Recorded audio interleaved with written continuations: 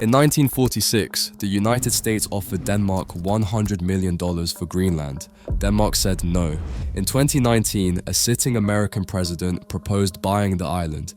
Well, Greenland, I don't know, it got released somehow. It's just something we talked about. Denmark essentially owns it, and we'd be interested, but we'll talk to them a little bit. Denmark called the offer absurd. In January 2025, it happened again, but this time the White House added something new to the conversation: military force against a NATO ally. Denmark stopped laughing. Denmark requested an emergency meeting.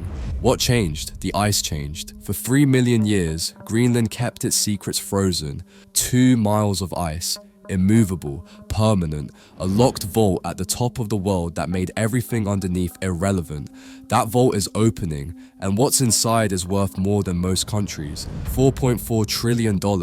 That's the estimated value of Greenland's known mineral wealth. Rare earth elements, uranium, cobalt, lithium, zinc, the materials that power everything from your smartphone to your electric car to the guidance systems in American missiles. And here's the part that should make you pay attention. Less than 2% of Greenland has been properly surveyed. Some geologists believe the true value could be 5 times higher. Maybe 10, we simply don't know yet. What we do know is who currently controls these resources. China produces nearly 70% of the world's rare earths.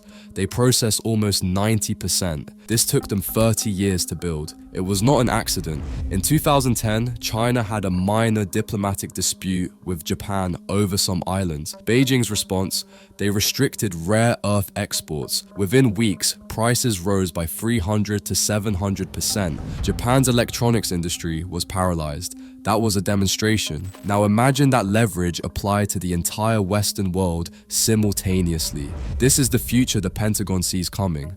Unless someone secures an alternative supply, unless someone controls Greenland. Denmark has administered Greenland since 1721, 300 years. Longer than America has existed, but Denmark is a country of 6 million people. No significant military. Their entire defense strategy rests on one assumption, that America will protect them. And now America wants payment. The current arrangement is simple. Greenland has its own parliament, its own prime minister.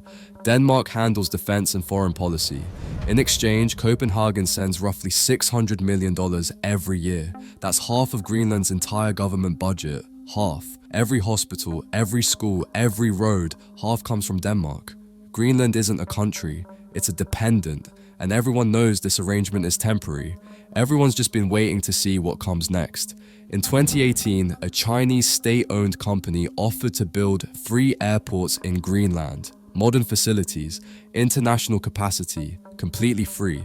Greenland said yes. Denmark panicked. Within months, Copenhagen blocked the deal and offered to fund the airports themselves, something they'd refused to do for decades. Why the sudden change? Because those airports weren't gifts, they were positioning. Chinese airports mean Chinese aircraft, Chinese shipping access, Chinese intelligence officers photographing every American military installation within range. The runways would have been concrete. The implications would have been permanent. Denmark understood. They said no to China, but here's what nobody mentions. Denmark couldn't actually afford those airports. They committed anyway. The airports still aren't finished, Greenland is still waiting, and China is still watching. There's a village in northwest Greenland called Qaanaaq. Population 600. The people who live there didn't choose that location. In 1953, the United States needed to expand Thule Air Base. The expansion required land, specifically land where an Inuit village had existed for centuries. The villagers received 4 days' notice. 4 days to pack their belongings, abandon their ancestors' graves, and relocate 100 kilometers north to an unfamiliar coastline where hunting was worse and weather more severe. The US military called it Operation Blue Jay.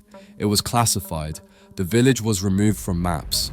70 years later, the descendants still live in Qaanaaq. They have never received compensation. Most Americans have never heard their story. This is what American strategic interest has looked like in Greenland.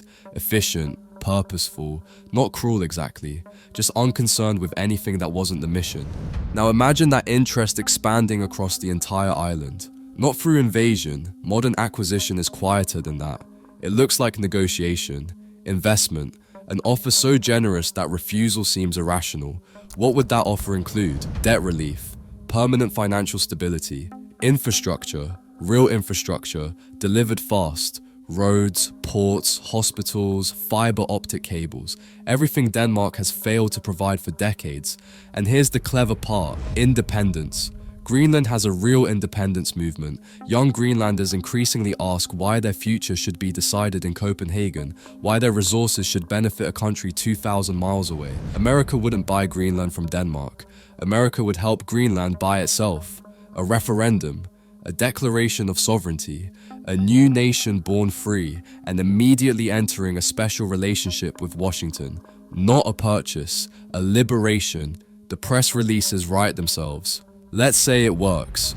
Through some combination of money, pressure, and political theater, Greenland becomes American. What happens next? The minerals come out of the ground. They have to.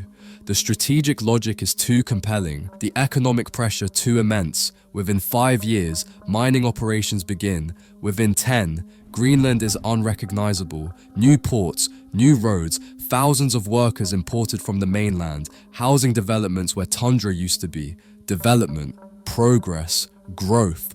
The words sound positive. The mathematics are not. Greenland's population is 88% Inuit.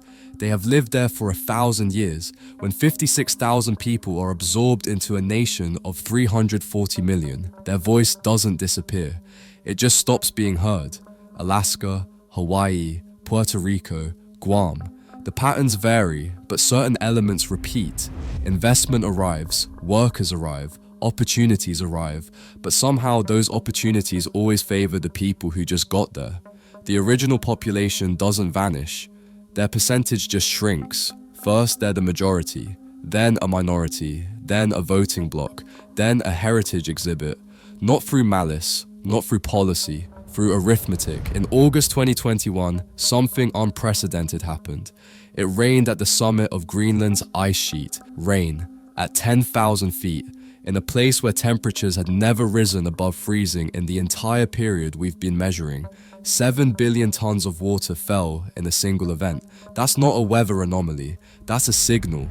Greenland's ice sheet holds enough frozen water to raise global sea levels by 7 meters, 23 feet, enough to submerge Miami, New York, Mumbai, Shanghai, every coastal city you've ever heard of. The ice is melting. The rate has tripled since the 1990s. Every decade accelerates faster than the models predicted. Under Danish administration, Greenland has been a scientific commons. Researchers from around the world study the ice. The data shapes global climate policy. It belongs to everyone. Under American control, the research continues. But the story changes. When you own a territory, you control the information that comes from it. You control who has access. You control the narrative that determines whether humanity acts or delays. The ice would still melt, but who gets to tell us what it means? The Arctic is warming 4 times faster than the rest of the planet. Within 20 years, the Northern Sea route will be open year-round. Trillions of dollars in shipping will flow across the top of the world. Right now, that route passes along Russia's coast, Russian icebreakers, Russian ports, Russian rules.